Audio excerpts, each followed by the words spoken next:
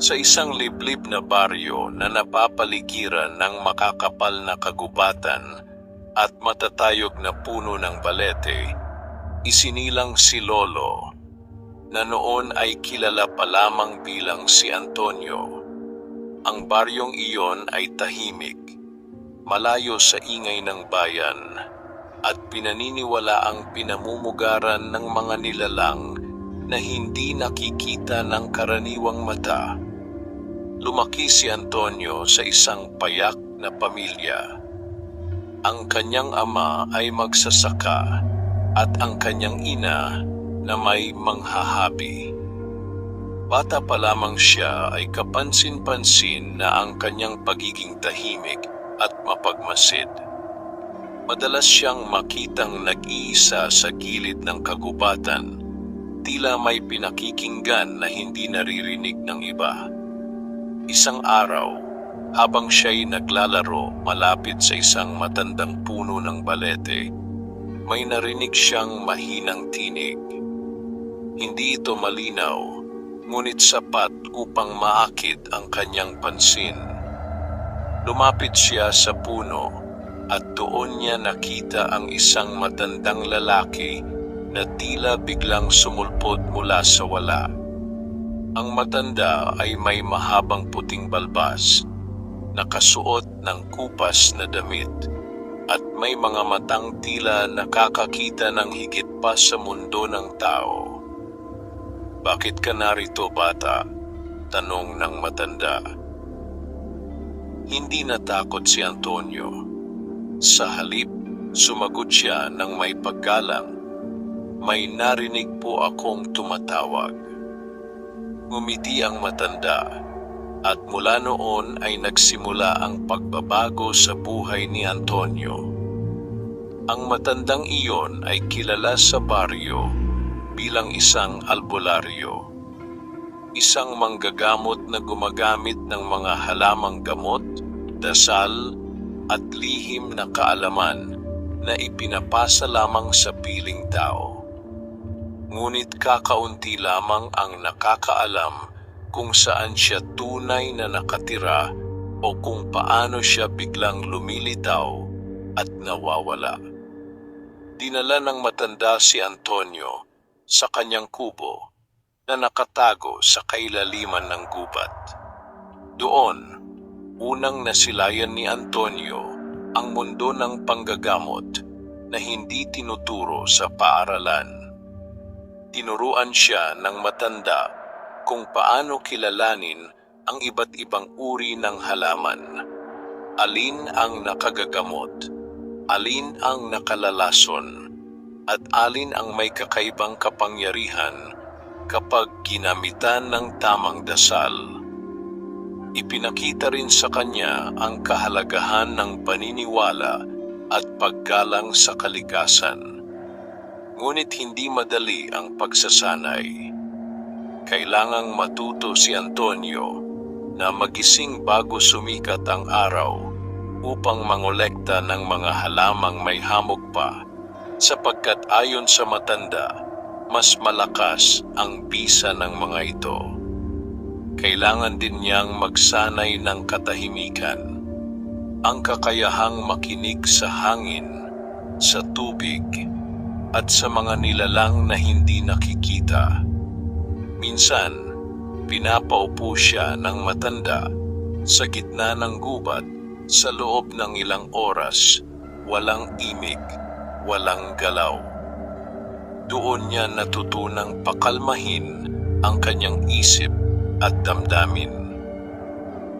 Habang tumatagal, napansin ni Antonio na tila nagbabago ang kanyang paningin. Nakakakita siya ng mga anino na gumagalaw kahit walang tao. Nakakarinig siya ng mga bulong sa hangin. At higit sa lahat, natutunan niyang maramdaman ang sakit ng ibang tao kahit hindi ito sinasabi. Isang gabi, may dinalang may sakit sa kubo ng matanda. Isang batang babae na hindi magising, tila inagawan ng kaluluwa. Takot na takot ang pamilya nito. "Ngayon, panoorin mo," sabi ng matanda kay Antonio. Ginamit ng matanda ang ilang dahon, dinikdik ito at pinasingawan ang bata. Kasabay nito ay nagbulong siya ng dasal na hindi maintindihan ni Antonio. Maya-maya, unti-unting gumalaw ang bata at nagmulat ng mata. Hindi makapaniwala si Antonio sa kanyang nasaksihan. Hindi sapat ang kaalaman sa halaman, paliwanag ng matanda. Kailangan mong maunawaan ang mundong hindi nakikita. Doon nagsimulang maunawaan ni Antonio na ang pagiging albularyo ay hindi lamang tungkol sa paggagamot ng katawan, kundi pati na rin ng kaluluwa. Sa paglipas ng mga taon, lalo pang lumalim ang kanyang pagsasanay. Ngunit kasabay nito ay ang unti-unting paglayo niya sa ordinaryong buhay. Bihira na siyang makipaglaro sa kapwa-bata. Madalas siyang wala sa kanilang bahay at mas komportable na siya sa piling ng matanda sa gubat. Hindi ito nagustuhan ng kanyang mga magulang. "Parang hindi na natin siya kilala," sabi ng kanyang ina isang gabi. Ngunit kahit anong pigil nila, tila may humihila kay Antonio pabalik sa kagubatan. Isang puwersang hindi niya kayang labanan. Isang araw, sinabi ng matanda ang isang bagay na hindi niya malilimutan. "Darating ang panahon na ikaw ang magpapatuloy ng aking kaalaman. Ngunit tandaan mo, hindi lahat ng natutunan mo ay dapat gamitin. May mga bagay na mas mabuting manatiling lihim." Hindi lubos na naintindihan ni Antonio ang ibig sabihin nito, ngunit ramdam niya ang bigat ng responsibilidad na unti-unting ipinapasa sa kanya. At sa gabing iyon, habang nakaupo siya sa harap ng kubo at pinagmamasdan ang madilim na gubat, naramdaman niya na hindi na siya ang dating batang si Antonio. Isang bagong landas ang kanyang tinatahak. Isang landas na puno ng hiwaga, panganib, at kapangyarihang hindi basta-basta nauunawaan. Doon nagsimula ang kwento ni Lolo Tong bilang isang albularyo. Ngunit hindi pa niya alam na ang tunay na pagsubok ay nagsisimula pa lamang. Sa paglipas ng mga taon, unti-unting hinubog si Antonio ng matandang albularyo. Hindi na lamang siya isang batang tagasunod. Isa na siyang mag-aaral na tinuturuan ng mga lihim na kaalaman na bihirang maipasa sa iba. Ngunit kasabay ng kanyang pag-unlad ay ang paglapit ng mga pagsubok na hindi niya inaasahan. Isang maulap na hapon, tahimik ang gubat, ngunit tila may kakaibang bigat sa hangin. Nakaupo si Antonio sa labas ng kubo, abala sa pagdidikdik ng mga dahon na kanyang kinolekta ng umaga. Bigla siyang napahinto nang maramdaman niya ang malamig na ihip ng hangin na tila may dalang bulong. Lumabas ang matandang albularyo at tumingin sa malayo. "May darating," mahina niyang sabi. Hindi nagtagal, may isang lalaki ang dumating, buhat ang kanyang anak na lalaki. Ang bata ay nanginginig, pawisan, at tila may malubhang karamdaman. Nanginginig ang boses ng ama habang nagsasalita. "Hindi na po siya gumagaling. Kahit saan namin dalhin, wala pong nangyayari." Pinaupo sila ng matanda at agad sinuri ang bata. Tahimik si Antonio habang pinagmamasdan ang bawat galaw ng kanyang guro. Ngunit habang tumatagal, may kakaiba siyang nararamdaman. Hindi ito karaniwang sakit. Hindi ito simpleng karamdaman, sabi ng matanda. May nakakapit sa kanya. Napatingin si Antonio. Ramdam niya rin iyon. Isang presensya na hindi nakikita ngunit malinaw ang bigat. Lumapit ang matanda kay Antonio at ibinigay sa kanya ang isang maliit na sisidlan na may lamang langis. "Ikaw ang gagawa," sabi nito. Nagulat si Antonio. "Ako po?"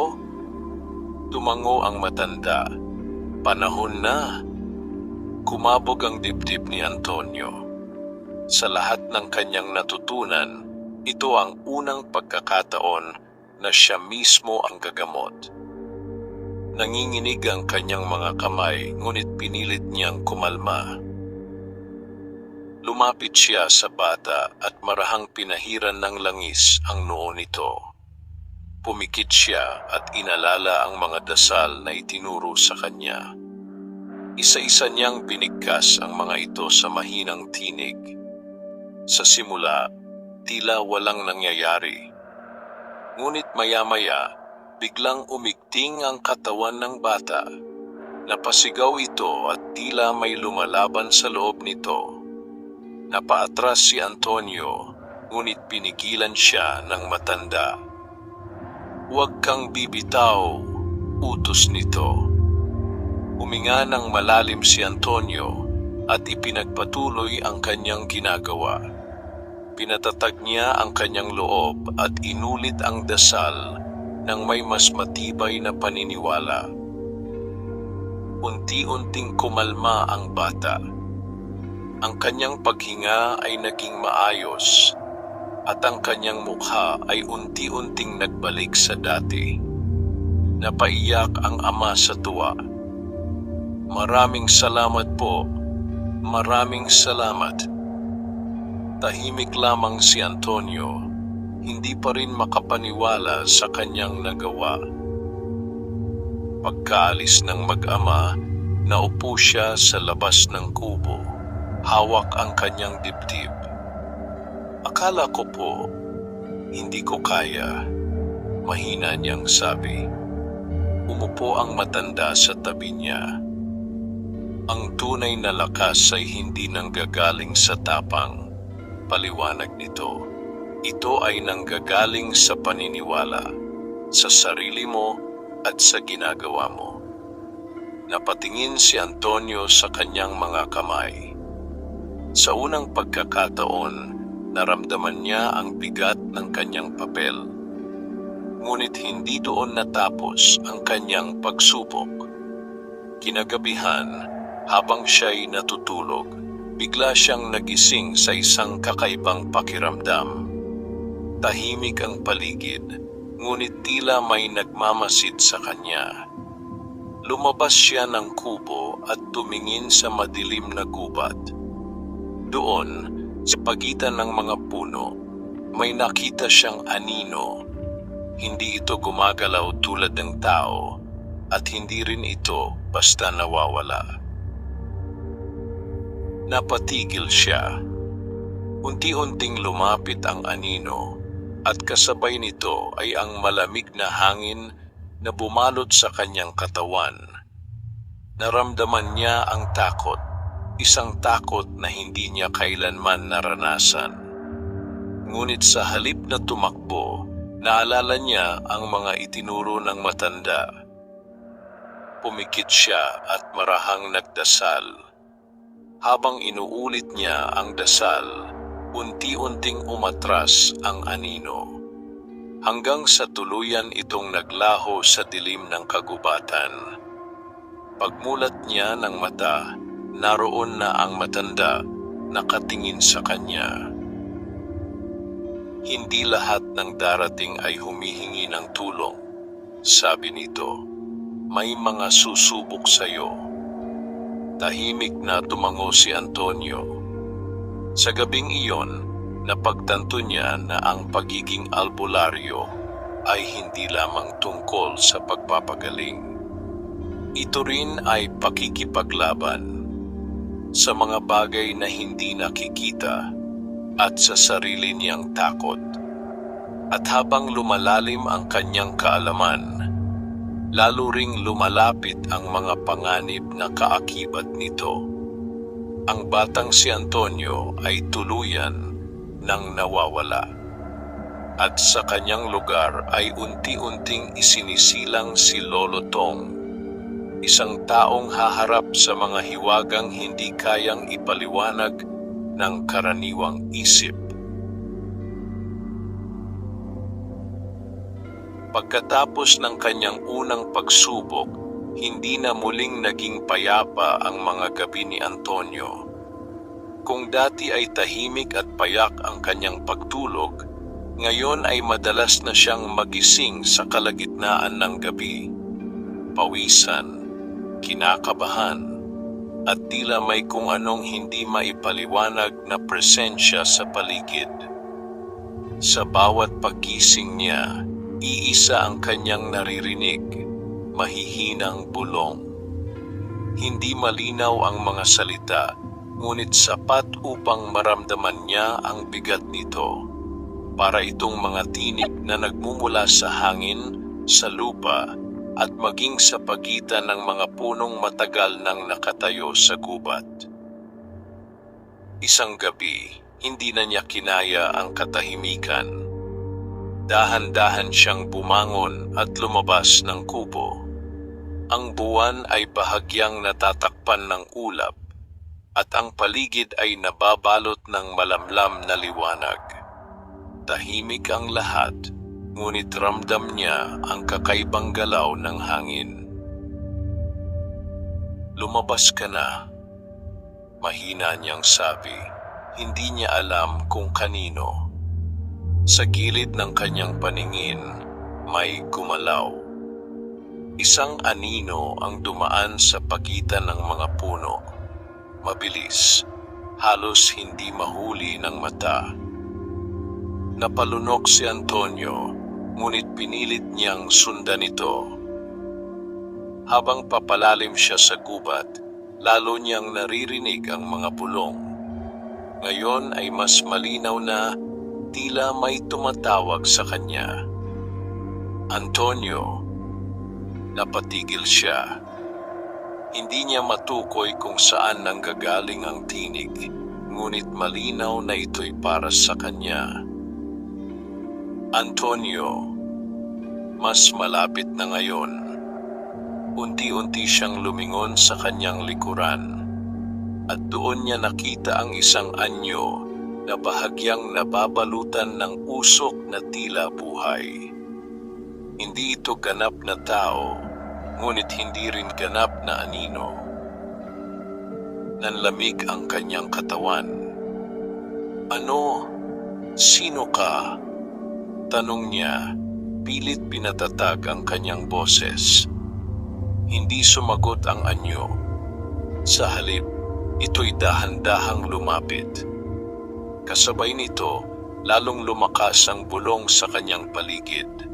Tila maraming tinig ang nagsasalita ng sabay-sabay, ngunit iisa ang nais iparating. "Makinig ka." Napapikit si Antonio at agad na naalala ang mga itinuro ng matanda. Huwag matakot, huwag magpadala. Huminga siya ng malalim at nagsimulang magdasal. Sa bawat salitang kanyang binibigkas, naramdaman niyang unti-unting humihina ang presensya sa kanyang paligid. Ang anyong nasa harapan niya ay tila nag-aalangan, umatras ng kaunti, ngunit hindi tuluyang nawawala. "Hindi ka pa handa." Biglang tumunog ang tinig, malinaw, malamig, at puno ng hiwaga. Nadilat si Antonio. "Para saan?" tanong niya. Ngunit bago pa siya makakuha ng sagot, Biglang naglaho ang anyo, tila hinigop ng dilim ng kagubatan. Muling bumalik ang katahimikan. Huminga ng malalim si Antonio at dahan-dahang bumalik sa kubo. Ngunit pagdating niya roon, nakita niyang gising na ang matandang albularyo, nakaupo sa harap ng pintuan, tila hinihintay siya. "Sumunod ka sa kanila," sabi nito.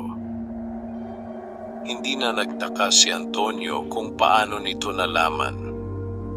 "Opo," sagot niya. "Anong nakita mo?" Sandaling nag-isip si Antonio bago sumagot. "Hindi ko po sigurado, pero parang may gustong magsabi sa akin ng isang bagay." Tahimik na tumango ang matanda. May mga nilalang sa mundong ito na hindi agad nagpapakita ng kanilang tunay na anyo. Paliwanag nito. Sinusubukan kanila. Tinitingnan kung hanggang saan ang iyong kakayahan at paniniwala. "Masama po ba sila?" tanong ni Antonio. "Hindi lahat," sagot ng matanda. "May mabuti, may masama, at may mga nasa gitna, mga nilalang na hindi mo dapat basta husgahan." Naupo si Antonio sa tabi niya. Sinabi po nila, "Hindi pa ako handa." Napatingin ang matanda sa madilim na gubat. Marahil ay tama sila. Natahimik si Antonio. Ang kaalaman ay parang apoy, dugtong ng matanda. Kung hindi ka handa, maaari kang masunog. Sa mga sumunod na araw, mas lalo pang naging mahigpit ang pagsasanay ni Antonio. Hindi na lamang siya tinuruan ng mga halamang gamot at dasal, kundi pati na rin ang pag-unawa sa mga nilalang na hindi nakikita. Tinuruan siyang makilala ang pagkakaiba ng presensya ng mabuti at masama. Paano makinig sa mga bulong ng hindi nalilinlang. At higit sa lahat, kung kailan siya dapat kumilos at kung kailan siya dapat umiwas. Ngunit habang lumalalim ang kanyang kaalaman, lalo rin siyang nakararamdam ng pagod. May mga pagkakataon na tila nawawala siya sa sarili, na parang may ibang bahagi ng kanyang pagkatao ang unti-unting nagigising. Isang hapon, habang siya'y nag-iisa sa gubat, bigla niyang narinig muli ang tinig. "Antonio!" Napapikit siya. Ngunit sa pagkakataong ito, hindi na siya natakot. Sa halip, dahan-dahan siyang ngumiti. "Alam kong nandyan ka," sagot niya.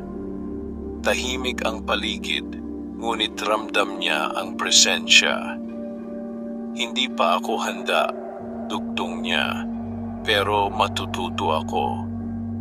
At sa unang pagkakataon, walang takot sa kanyang puso, tanging matinding determinasyon.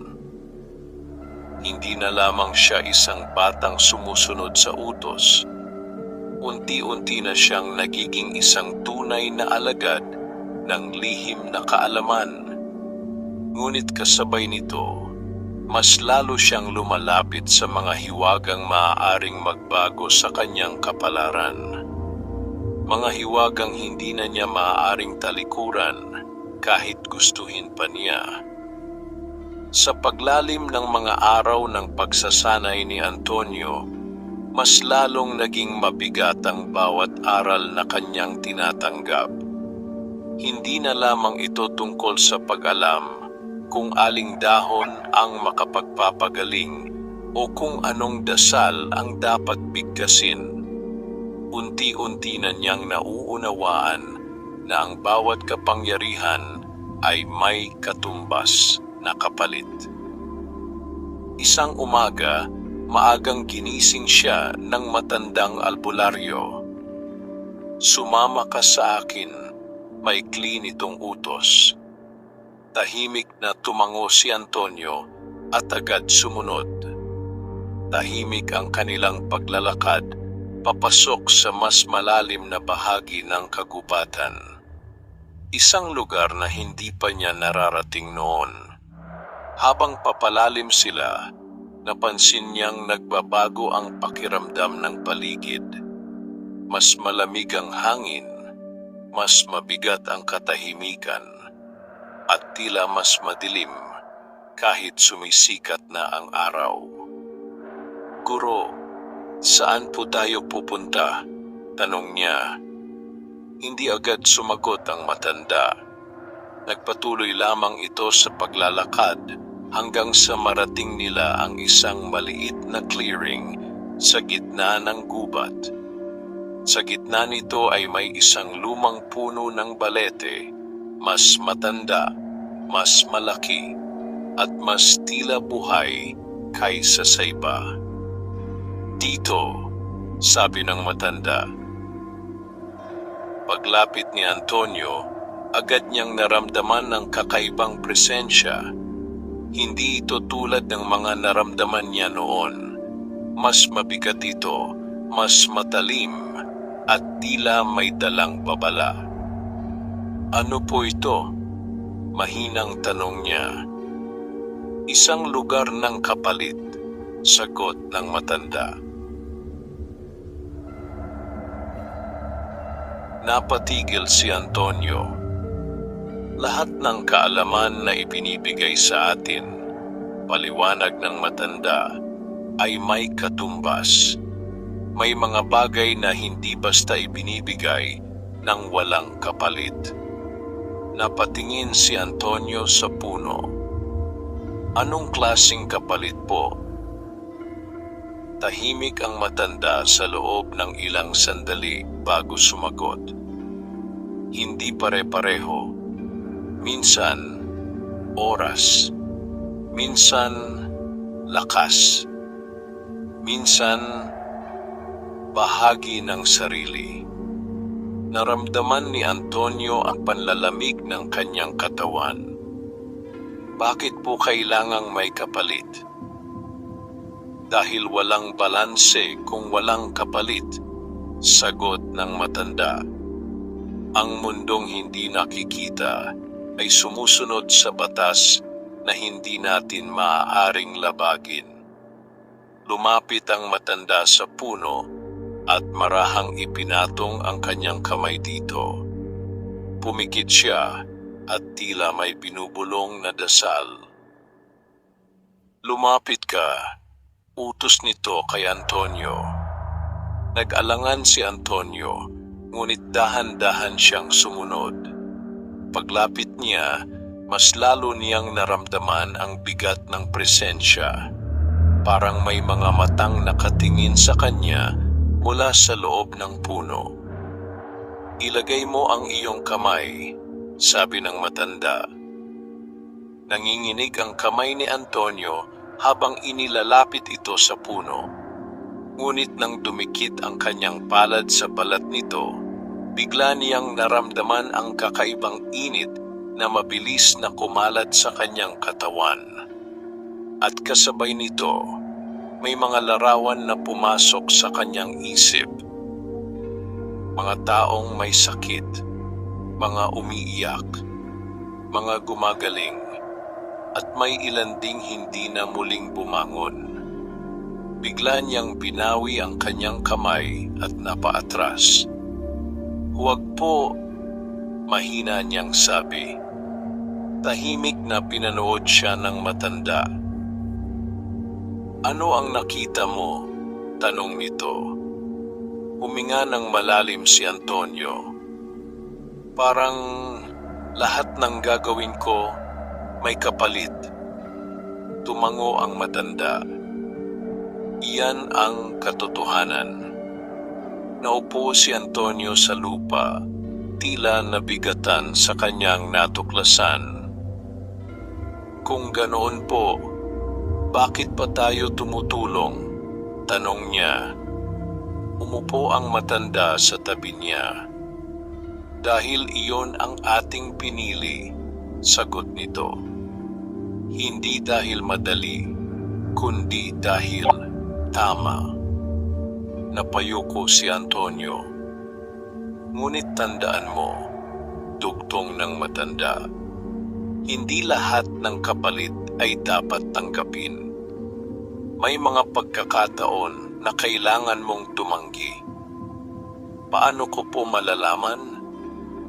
Makinig ka sa sarili mo, sagot nito. Hindi sa takot, kundi sa katotohanan na nasa loob mo. Sa mga sumunod na araw, dala-dala ni Antonio ang aral na iyon. Sa bawat paggagamot, sa bawat dasal, lagi niyang iniisip ang kapalit ng kanyang ginagawa. Unti-unti niyang napapansin ang epekto nito sa kanya. Mas madali siyang mapagod. May mga araw na tila nawawala ang kanyang lakas kahit wala naman siyang ginagawang mabigat. At may mga gabi na hindi siya makatulog dahil sa mga panaginip na paulit-ulit bumabalik. Isang gabi, muli niyang napanaginipan ang puno ng balete. Ngunit sa pagkakataong ito, hindi siya nag-iisa. May isang anyo na nakatayo sa harap nito. Parehong anyo na nakita niya noon sa dilim. Ano ang kapalit mo? Tanong ng anyo. Hindi makasagot si Antonio. Hindi ka maaaring kumuha ng walang ibinibigay. Dugtong nito. Bigla siyang nagising, hingal na hingal. Kinabukasan, agad niyang hinanap ang matanda. Guro, ano po ang mangyayari kung hindi ko kayang bayaran ang kapalit? Tanong niya. Tahimik na tumingin ang matanda sa kanya. Kung hindi ka mag-iingat, sagot nito, ang kapalit ang siya mismong kukuha sa iyo.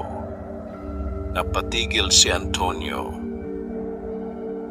Sa sandaling iyon, tuluyan niyang naunawaan na ang landas na kanyang pinili ay hindi lamang mahirap. Ito ay mapanganib. At habang siya'y patuloy na naglalakad sa landas na iyon, unti-unti niyang nararamdaman na may isang bagay na nagmamasid sa kanya. Naghihintay. Naghihintay kung kailan siya magkakamali at kung kailan siya maniningil. Hindi naglaon matapos ang aral tungkol sa kapalit. Isang kakaibang pangyayari ang dumating sa buhay ni Antonio. Isang pangyayaring magpapatibay sa kanyang paniniwala. Ngunit kasabay nito ay magpapayanig sa kanyang kalooban. Isang maulan na hapon, may dumating na 2 lalaki sa kubo ng matandang albularyo. Bitbit nila ang isang matandang babae na tila wala ng lakas. Maputla ang kanyang balat, mabagal ang paghinga, at halos hindi na maigalaw ang kanyang katawan. Ngunit agad napansin ni Antonio ang isang bagay na hindi pangkaraniwan. Wala itong anino. Kahit pa maliwanag ang ilaw ng lampara sa loob ng kubo, ang katawan ng babae ay tila hindi nagbibigay ng anumang bakas ng anino sa sahig. Naramdaman ni Antonio ang panlalamig ng kanyang batok. Guro, mahina niyang bulong. Ngunit bago pa siya makapagsalita ng buo, lumapit na ang matanda sa pasyente. Sinuri nito ang babae, hinawakan ang pulso at pinikit ang mga mata. Tahimik ang kubo, tanging tunog ng ulan sa bubong ang maririnig. Matagal na itong kinuha, sabi ng matanda matapos ang ilang sandali. Po? Tanong ng isa sa mga lalaki, halatang naguguluhan. Ang anino niya, paliwanag ng matanda. Hindi ito basta sakit. Napatingin si Antonio sa babae. Sa unang pagkakataon, nakita niya ang isang taong tila kalahati na lamang ang pagkatao. Parang may kulang, parang may hinugot mula sa kanya na hindi na maibabalik. May pag-asa pa po ba siya? Nanginginig na tanong ng kasama nito. Tahimik na nag-isip ang matanda. May paraan, sagot nito. Ngunit mabigat ang kapalit. Hindi na nagtanong ang mga lalaki. Kitang-kita sa kanilang mukha ang desperasyon. Lumapit ang matanda kay Antonio. Ikaw ang gagawa, sabi nito. Nagulat si Antonio. Ako po ulit? Tumango ang matanda. Ito ang susunod mong pagsubok. Napahigpit ang hawak ni Antonio sa kanyang sarili. Alam niyang hindi ito magiging madali, lalo na't iba ang pakiramdam ng pasyente. Anong gagawin ko po? Tanong niya. Inabot ng matanda ang isang maliit na supot na may lamang mga tuyong dahon at isang piraso ng tela na may kakaibang marka. Kailangan mong tawagin ang nawala sa kanya, paliwanag nito. Ngunit tandaan mo, hindi lahat ng nawala ay gustong bumalik. Lumunok si Antonio. Lumapit siya sa matandang babae at dahan-dahang inilatag ang tela sa kanyang dibdib. Sinindihan niya ang mga tuyong dahon at pinasingawan ito tulad ng itinuro sa kanya. Pumikit siya at nagsimulang magdasal. Sa simula, tahimik ang lahat. Ngunit unti-unti, naramdaman niya ang pagbabago ng hangin sa loob ng kubo. Lumamig ito at tila may gumagalaw sa paligid, hindi nakikita, ngunit malinaw na naroroon. Bumalik ka, mahina niyang sabi, kasabay ng dasal. Biglang umuga ang katawan ng babae. Napaatras ang dalawang lalaki, ngunit nanatili si Antonio sa kanyang pwesto. Pinilit niyang panatilihing matatag ang kanyang boses kahit nararamdaman niyang may lumalapit na presensya. Bumalik ka sa iyong pinanggalingan, ulit niya. At doon niya ito nakita.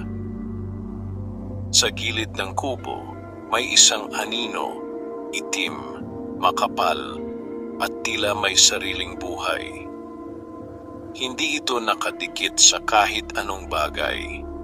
Ito'y gumagalaw ng kusa. Napatigil ang kanyang paghinga. Unti-unting lumapit ang anino sa kanila. Hindi akin. Isang malamig na tinig ang umaling-aungaw sa kanyang isip. Napapikit si Antonio at mas hinigpitan ang kanyang panalangin. Hindi sa iyo ang kanya, sagot niya. Pilit pinatatag ang loob. Biglang lumakas ang hangin sa loob ng kubo. Kumalabog ang mga dingding at tila may naglalaban na hindi nakikita. Ramdam ni Antonio ang bigat ng kapalit. Parang may humihila sa kanyang lakas, unti-unting kumukuha sa kanya. Ngunit hindi siya bumitaw. Bumalik ka, sigaw niya, kasabay ng huling bahagi ng kanyang dasal. Sa isang iglap, biglang tumahimik ang lahat. Napadilat si Antonio.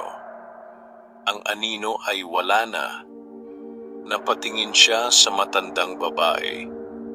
Unti-unting gumalaw ang kanyang mga daliri. Ang kanyang paghinga ay naging mas maayos. At sa unang pagkakataon, nagkaroon siya ng anino sa sahig. Mahina, ngunit malinaw. Napaupo si Antonio, hingal na hingal. Guro, mahina niyang tawag.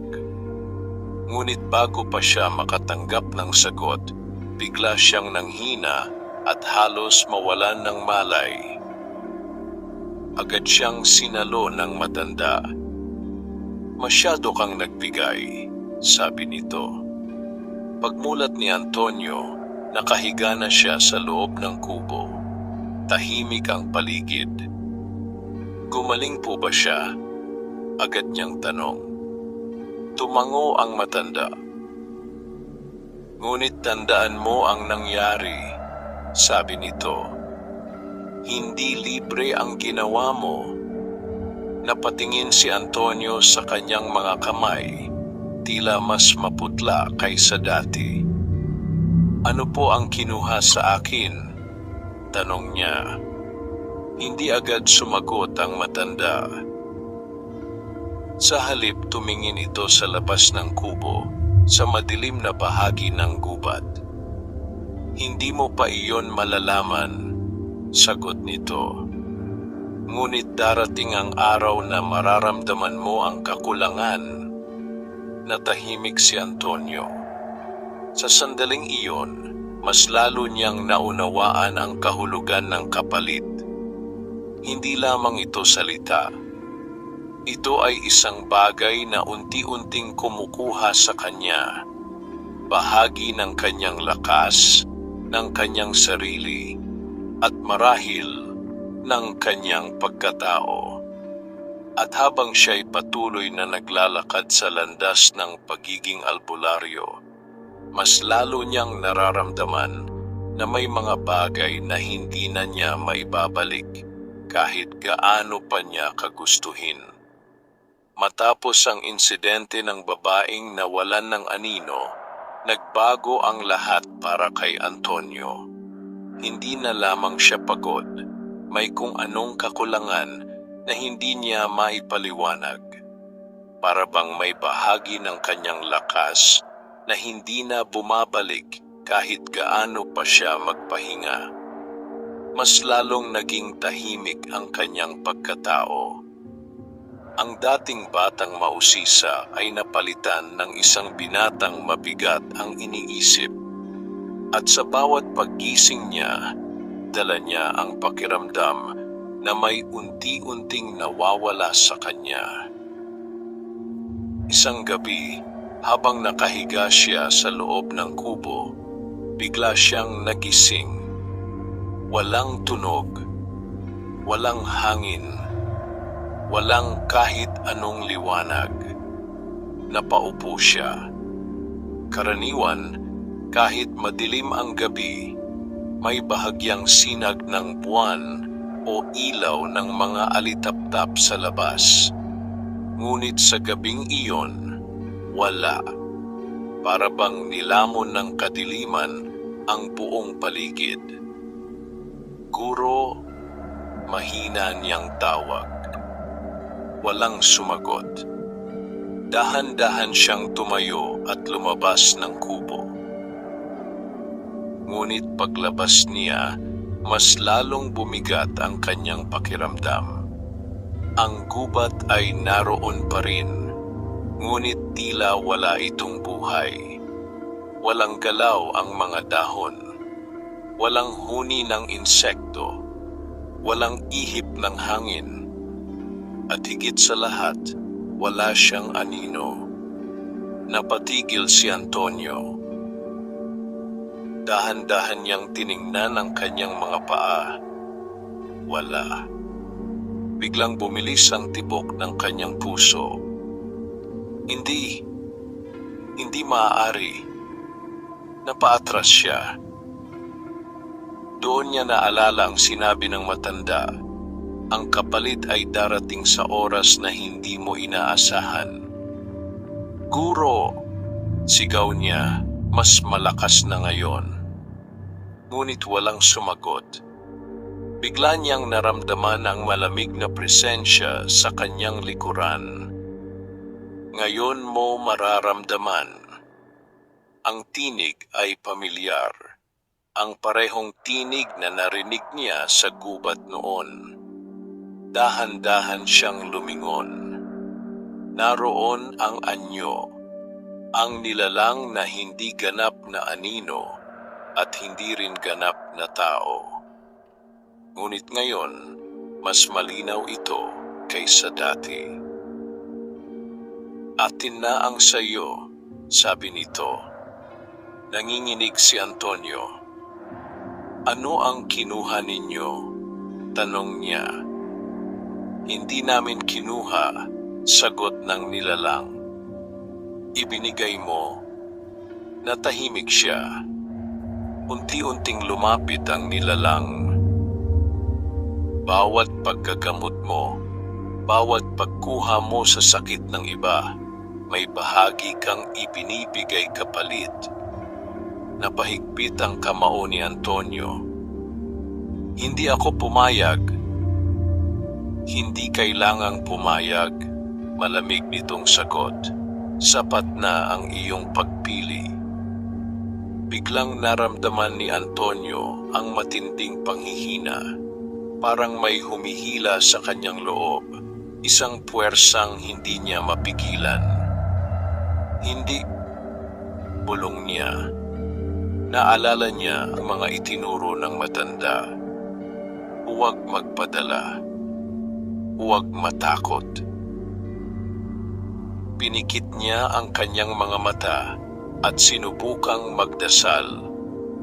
Ngunit sa pagkakataong iyon, parang hindi niya maalala ang mga salita. Unti-unting nabubura sa kanyang isip ang mga dasal na dati niyang kabisado. Nanlamig ang kanyang katawan. Hindi mo na matatawag ang iyong lakas, sabi ng nilalang, dahil bahagi nito ay nasa amin na. Napahawak si Antonio sa kanyang ulo. Hindi ito totoo. Sa gitna ng kanyang takot, may isang bagay na biglang sumagi sa kanyang isip, hindi dasal, kundi alaala. Ang kanyang ina, ang kanyang ama, ang kanyang unang araw sa gubat. Ang dahilan kung bakit niya pinili ang landas na ito. Dahan-dahan niyang iminulat ang kanyang mga mata. Hindi ko ginawa ito para sa inyo, mahina ngunit matatag niyang sabi. Napatigil ang nilalang. Ginawa ko ito para tumulong, dugtong niya. At sa sandaling iyon, may kung anong nagbago. Bagamat wala pa rin siyang anino, naramdaman niyang may natitirang lakas sa loob niya. Isang lakas na hindi kayang kunin ng kahit sinong nilalang. Huminga siya ng malalim at muling nagsalita. Hindi ninyo ako kukunin. Biglang umuga ang paligid. Sa isang iglap, bumalik ang tunog ng hangin. Narinig muli ang mga dahon. At sa di kalayuan, may sumiklab na maliit na liwanag, tila isang alitaptap na unti-unting lumalapit. At kasabay nito, narinig niya ang tinig ng matanda. Antonio, napalingon siya. Naroon ang matandang albularyo, nakatayo sa likuran niya, hawak ang isang ilaw. Sa pagdating nito, unti-unting umatras ang nilalang hanggang sa tuluyan itong naglaho sa dilim. Bumagsak si Antonio sa lupa, hingal na hingal. Guro, mahina niyang sabi. Lumapit ang matanda at tinulungan siyang makatayo. Naabot ka na nila, sabi nito. Akala ko po, Kukunin na nila ako. Hindi pa, sagot ng matanda. Ngunit malapit na. Napatingin si Antonio sa kanyang paligid. Unti-unti nang bumabalik ang liwanag ng gabi. At nang tingnan niya ang kanyang paa, naroon na muli ang kanyang anino. Ngunit mahina ito. Mas kupas kaysa dati. Hindi na ito tulad ng dati, sabi niya. Tumango ang matanda. Dahil hindi ka na rin tulad ng dati. Tahimik silang naglakad pabalik sa kubo. Sa gabing iyon, hindi na muling nakatulog si Antonio. Alam niyang ang kanyang laban ay hindi lamang laban sa mga sakit o nilalang. Ito ay laban sa unti-unting pagkawala ng kanyang sarili. At habang tumatagal, mas lalo niyang nauunawaan na ang landas na kanyang pinili ay hindi lamang tungkol sa pagtulong. Ito ay isang laban para manatiling buo sa gitna ng mga puwersang unti-unting kumukuha sa kanya. Pagkatapos ng gabing halos mawala si Antonio sa dilim, mas naging tahimik ang matandang albularyo. Hindi na ito gaanong nagsasalita, at kung magsalita man, puro maiikling utos at paalala na lamang. Napansin iyon ni Antonio. May kakaiba sa kanyang guro, tila may itinatago, tila may pinipigilan na matagal nang nais sabihin, ngunit hindi pa kayang ibunyag. Isang umaga, habang sila'y magkasamang nagtitipon ng mga halamang gamot sa gilid ng gubat, hindi na napigilan ni Antonio ang kanyang sarili. Guro, mahinahon niyang tawag. Hindi agad lumingon ang matanda. May gusto po akong itanong.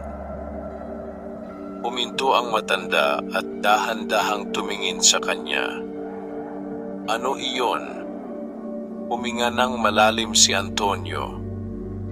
Hanggang saan po ang kapalit ng ginagawa natin?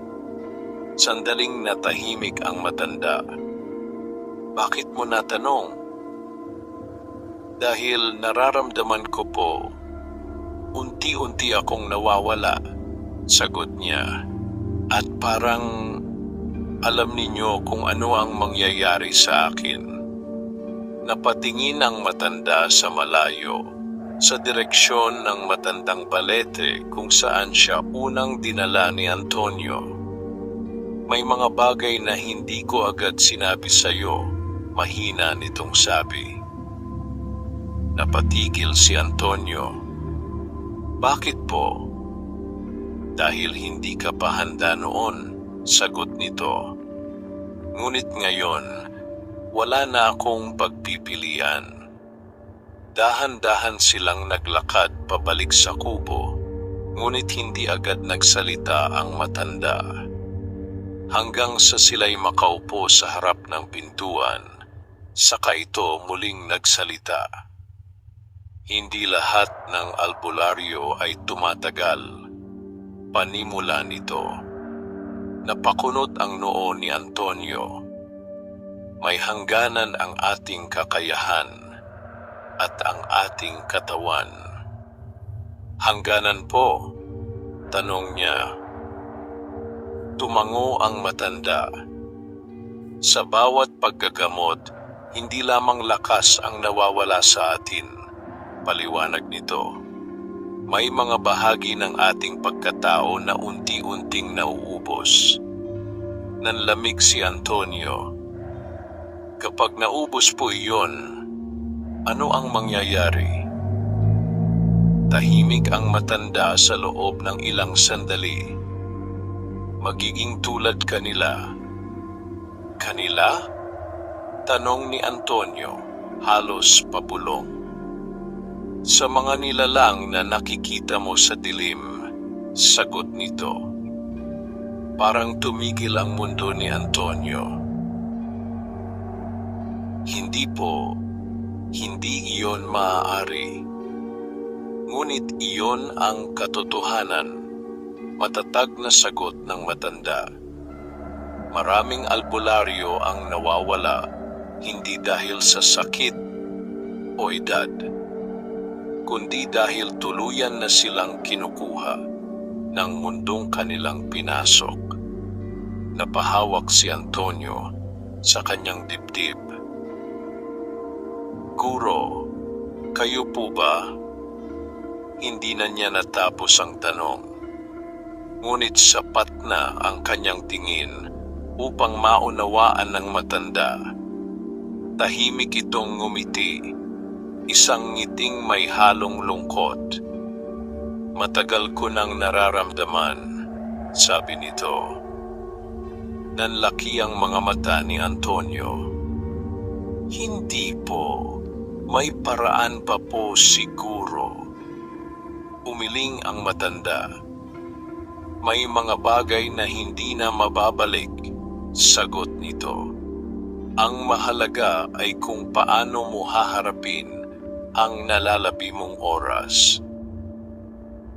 Natahimik si Antonio.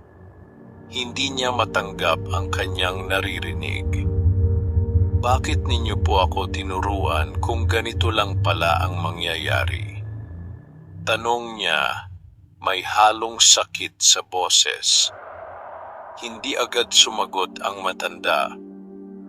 Dahil may kailangan magpatuloy, sagot nito sa huli. At nakita ko sa iyo ang kakayahan na hindi ko nakita sa iba. Ngunit kapalit po ng buhay ko, giit ni Antonio. Hindi kita pinilit, sagot ng matanda. Pinili mo ito mula pa noong unang araw. Napatigil si Antonio. Naalala niya ang sarili niyang mga desisyon, ang kanyang paglapit sa gubat, ang kanyang pananatili, ang kanyang pagtanggap sa bawat aral. Unti-unting bumigat ang kanyang dibdib. May paraan po ba para hindi ako tuluyang mawala? Tanong niya, puno ng pag-asa. Matagal bago sumagot ang matanda. May isa, sabi nito. Agad na patingin si Antonio. Ano po iyon? Control, sagot nito. Hindi mo kailangang tanggapin ang lahat ng sakit. Hindi mo kailangang tulungan ang lahat. Napakunot ang noo ni Antonio. Ngunit hindi po ba iyon ang tungkulin natin? Tungkulin mo rin ang manatiling buo, sagot ng matanda. Kung mawawala ka rin, sino pa ang matitira para tumulong? Natahimik si Antonio. Sa unang pagkakataon, napagtanto niya na ang pagiging albularyo ay hindi lamang sakripisyo. Ito ay pagpili kung hanggang saan ka magbibigay. Matuto kang tumanggi, dugtong ng matanda. Dahil ang bawat oo mo ay may kapalit na hindi mo nakikita. Tahimik silang naupo habang unti-unting lumulubog ang araw. Sa sandaling iyon, mas malinaw na kay Antonio ang kanyang landas, ngunit mas mabigat din.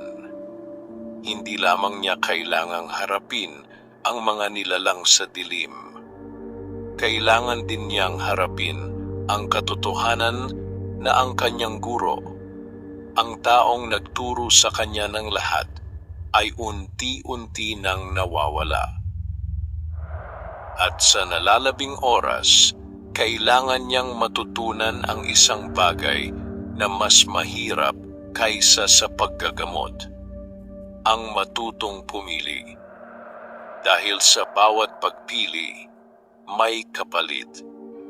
At sa bawat kapalit, may nawawala.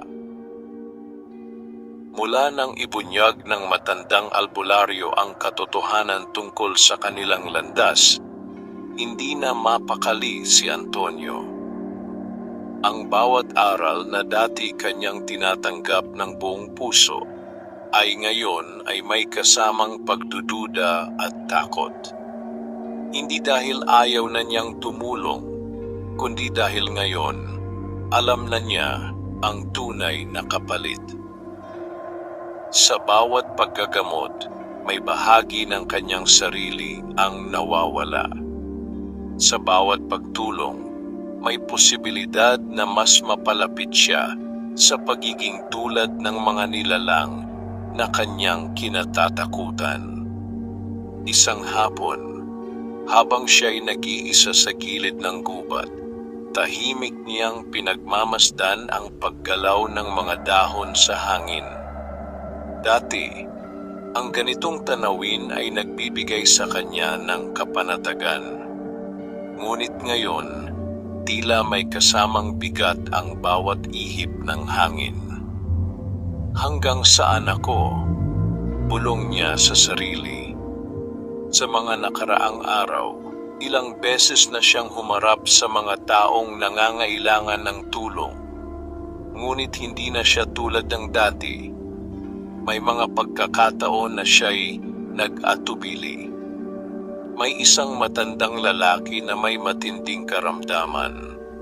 Ngunit nang maramdaman ni Antonio ang bigat ng presensya nito, pinili niyang umatras. May isang batang may kakaibang sakit, ngunit nakita niya ang lalim ng kapalit na kakailanganin, kaya't hindi siya agad kumilos. Sa bawat pagtanggi, may sakit siyang nararamdaman. Hindi sa katawan, kundi sa kanyang puso. Ganito ba ang sinasabi ng guro? Tanong niya sa sarili. Habang siya'y nag-iisip, bigla niyang narinig ang yabag mula sa likuran. Paglingon niya, nakita niya ang isang babae na may karga-kargang bata. Halatang pagod, pawisan, at puno ng pag-aalala ang kanyang mukha. Pakiusap, tulungan mo kami. Mahina ngunit desperadong sabi ng babae. Napatingin si Antonio sa bata.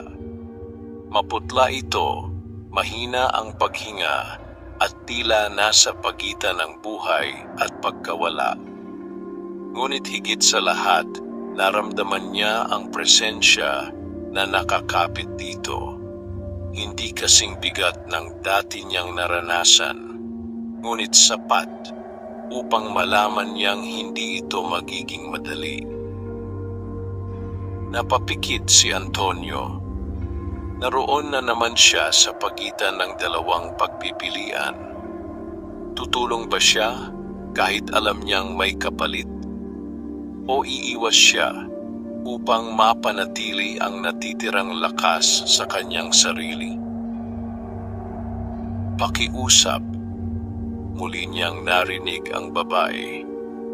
Dahan-dahan siyang lumuhod sa harap ng bata.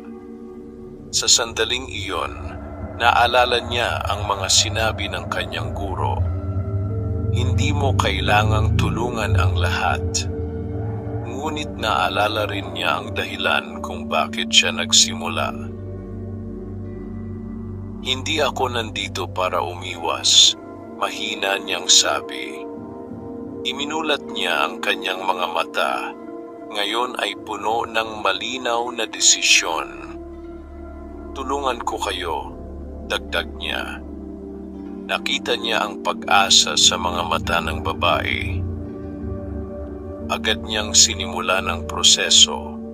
Inihanda ang mga halamang gamot, sinindihan ang mga ito, at marahang pinasingawan ng bata. Pumikit siya at nagsimulang magdasal. Sa bawat salita, ramdam niya ang paghila sa kanyang lakas. Mas malinaw ngayon, mas mabigat. Ngunit hindi siya tumigil. Sa halip, pinatatag niya ang kanyang loob. Hindi ko ibibigay ang lahat, bulong niya sa sarili habang nagpapatuloy. Unti-unti, gumalaw ang bata.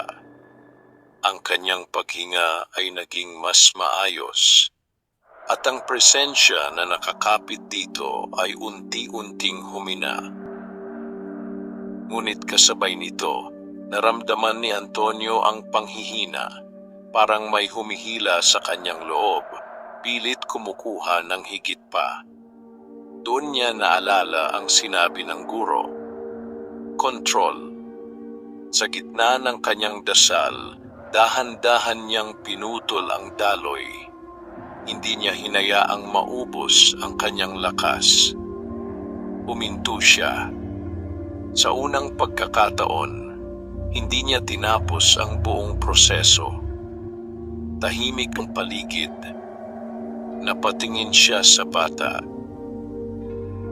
Ito'y buhay pa, mahina, ngunit ligtas sa agarang panganib. Napatingin ang babae sa kanya, may halong pagkalito at pasasalamat.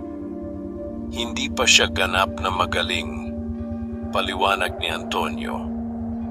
Ngunit hindi na siya kukunin. Napaiyak ang babae. Maraming salamat. Tahimik na tumango si Antonio.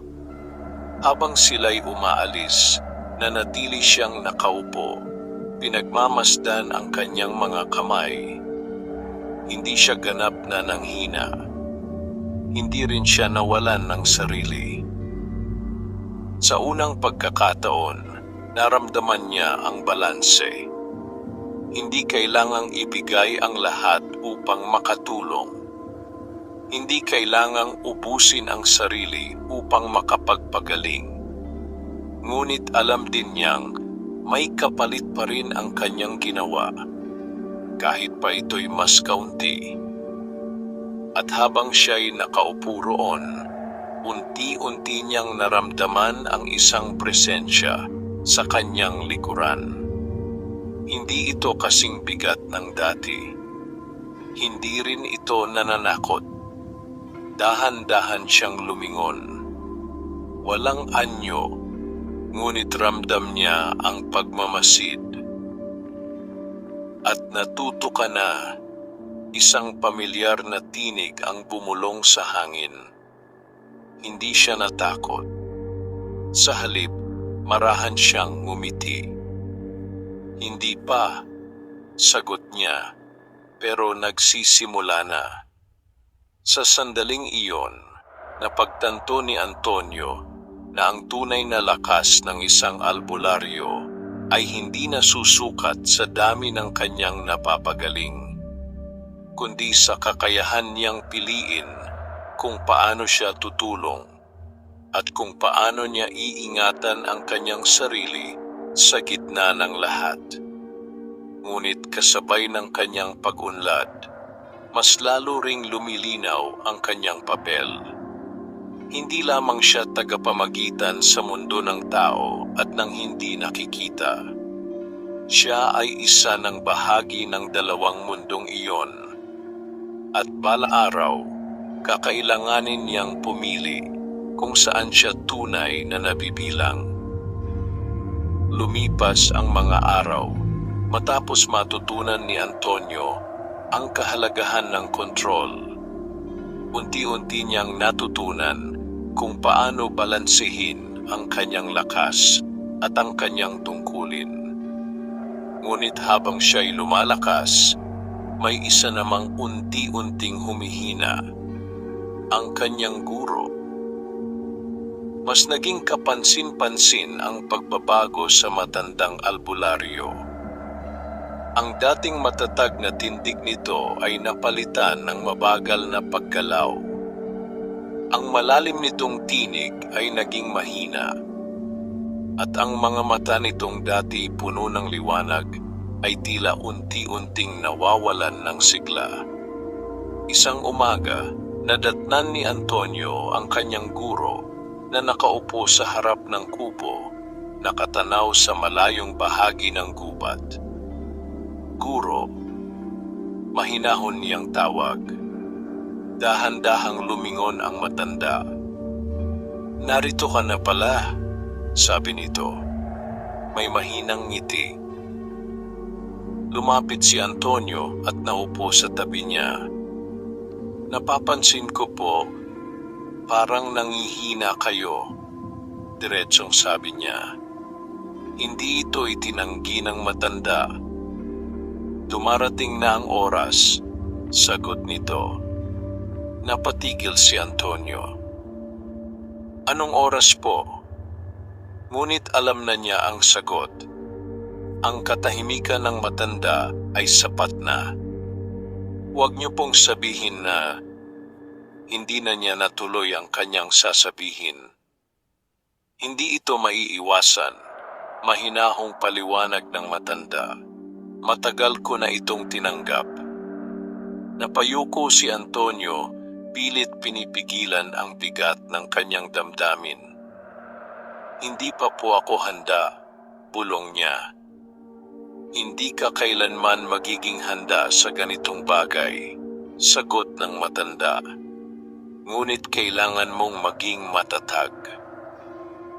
Tahimik silang naupo, pinagmamasdan ang paggalaw ng hangin sa mga puno.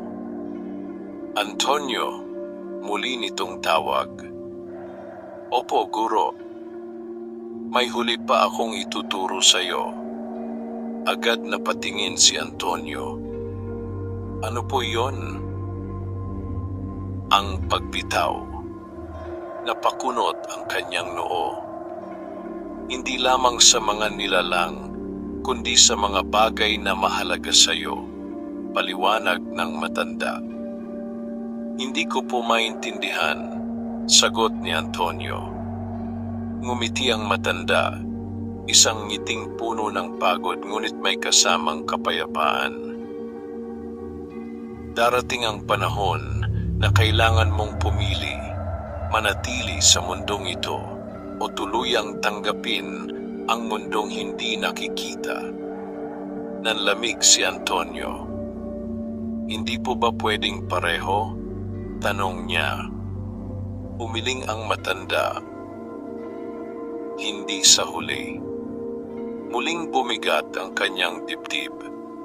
Sa mga sumunod na araw, hindi na halos makagalaw ang matanda. Si Antonio na ang gumagawa ng lahat. Ang pangangalap ng halamang gamot, ang pagtanggap ng mga pasyente, at ang pagganap sa tungkulin bilang albularyo.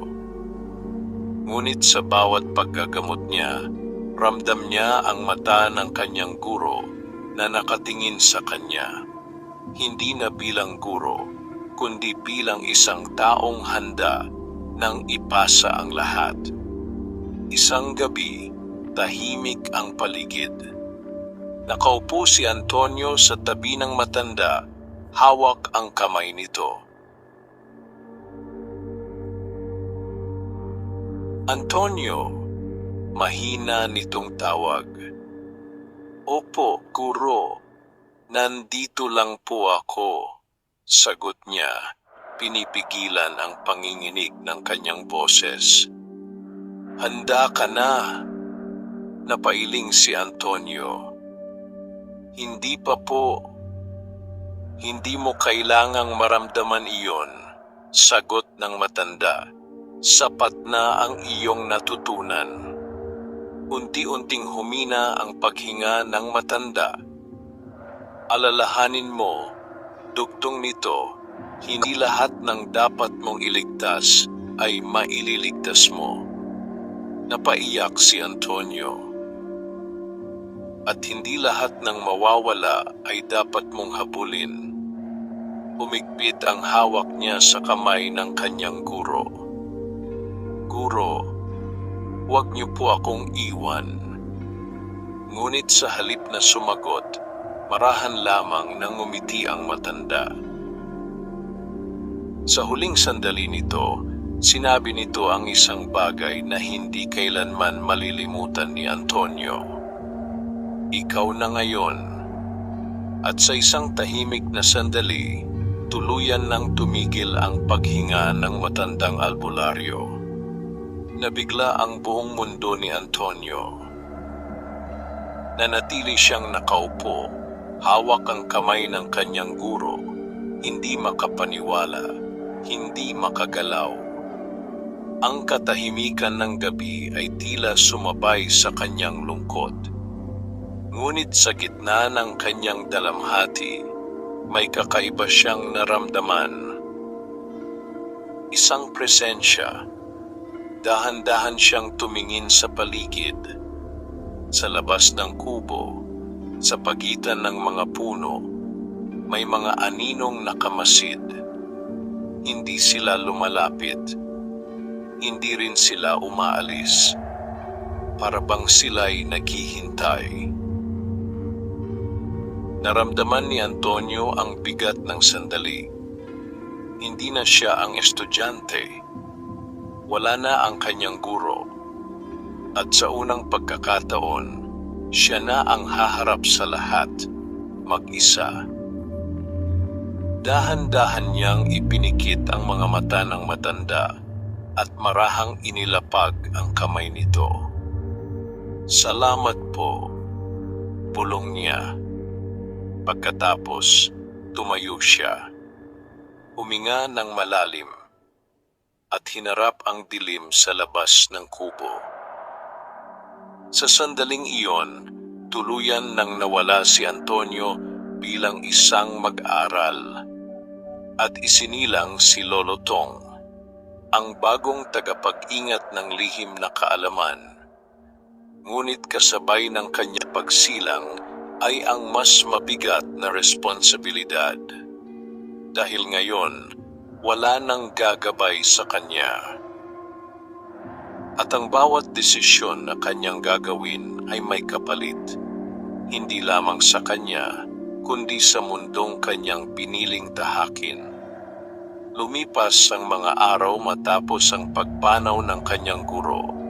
Ngunit para kay Antonio, na ngayon ay unti-unti nang tinatawag bilang Lolo Tong, tila tumigil ang oras. Ang kubo na dati puno ng aral at presensya ng matanda ay naging tahimik. Ang bawat sulok ay may alaala at ang bawat galaw niya ay tila may kulang. Ngunit wala siyang oras upang manatiling lugmok.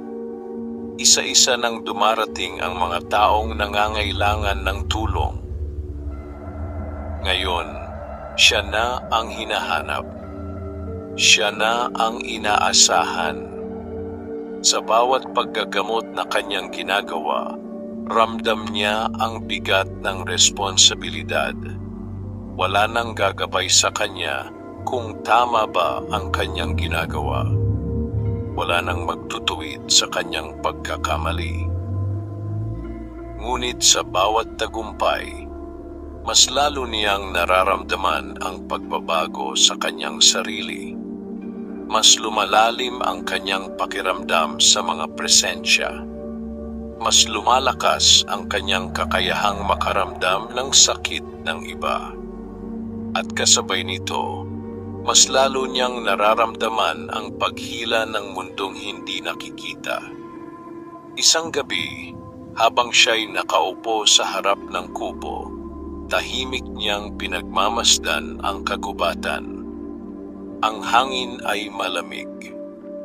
Ang paligid ay tahimik. Ngunit hindi ito ang karaniwang katahimikan. Ito ay ang katahimikan na may hinihintay. At dumating ka na sa dulo. Ang pamilyar na tinig ay muling narinig ni Antonio. Dahan-dahan siyang tumayo. Sa harap niya, unti-unting lumitaw ang mga anyo, ang mga nilalang na matagal nang nagmamasid sa kanya. Ngunit ngayon, hindi na sila nagtatago. Mas malinaw na ang kanilang anyo. Mas malapit na sila. "Ano ang gusto ninyo?" tanong niya, matatag ang boses. "Hindi namin nais kunin ka," sagot ng isa sa kanila. "Nais ka naming tanggapin." Napatigil si Antonio. Tanggapin? Matagal ka ng bahagi ng aming mundo, paliwanag ng nilalang. Sa bawat kapalit na ibinigay mo, mas lalo kang lumalapit sa amin. Napatingin si Antonio sa kanyang mga kamay. Naalala niya ang lahat, ang bawat paggagamot, ang bawat sakripisyo, ang bawat bahagi ng kanyang sarili na unti-unting nawala. Kung sasama ako sa inyo, ano ang mangyayari? Tanong niya. Hindi ka na mahihirapan, sagot ng nilalang. Hindi ka na mawawalan, hindi ka na masasaktan. Natahimik si Antonio. Isang bahagi ng kanyang puso ay nais tanggapin iyon. Pagod na siya. Napagod na siyang lumaban. Napagod na siyang magbigay. Ngunit sa kabilang banda, may isa pang tinig sa kanyang loob. Ang tinig ng kanyang guro. Ang tinig ng kanyang unang dahilan. Hindi lahat ng dapat mong iligtas ay maililigtas mo. Ngunit hindi ibig sabihin nito ay titigil ka na. Napapikit si Antonio. Sa kanyang isip, nakita niya ang mga taong kanyang natulungan. Ang batang muling nakahinga, ang matandang gumaling, ang mga pamilyang muling nagkaroon ng pag-asa. Dahan-dahan niyang iminulat ang kanyang mga mata. At kung hindi ako sumama? Tanong niya. Tahimik ang mga nilalang. Magpapatuloy ang kapalit, sagot ng isa. At balang araw, mauubos ka rin. Tumango si Antonio. Alam ko, tahimik ang paligid. Sa sandaling iyon, malinaw ang kanyang desisyon. Pipiliin kong manatili, sabi niya. Naramdaman niya ang bigat ng kanyang salita, ngunit kasabay nito ay ang gaan sa kanyang kalooban. Hindi dahil hindi ako natatakot, dugtong niya, kundi dahil ito ang pinili ko mula pa sa simula. Unti-unting umatras ang mga nilalang. Hindi galit. Hindi rin nabigo. Para bang tinanggap nila ang kanyang sagot. Kung ganoon, magpapatuloy ang iyong laban, sabi ng isa.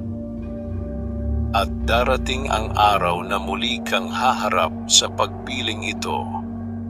At sa isang iglap, naglaho ang kanilang presensya. Muling bumalik ang katahimikan ng gabi. Ngunit ngayon, iba na ang pakiramdam nito. Mas malinaw, mas payapa. Huminga ng malalim si Antonio. Sa unang pagkakataon matapos ang lahat, naramdaman niyang buo siya. Hindi dahil wala siyang nawala, kundi dahil tinanggap niya ang lahat ng kapalit. Umupo siya sa harap ng kubo at tumingin sa malayo. Ang kanyang landas ay hindi magiging madali. Ang kanyang buhay ay hindi magiging tulad ng iba. Ngunit malinaw na sa kanya ang kanyang layunin. Siya ay isang albularyo. Hindi dahil sa kapangyarihan, kundi dahil sa pagpili. At habang ang gabi ay unti-unting napapalitan ng liwanag ng umaga, isang bagong araw ang sumalubong kay Lolo Tong. Isang araw na puno ng hamon, ngunit puno rin ng pag-asa. At sa kanyang paglalakad sa landas na iyon, dala niya ang mga aral ng kanyang guro, hindi bilang anino ng nakaraan, kundi bilang ilaw na gagabay sa kanya sa hinaharap. Wakas,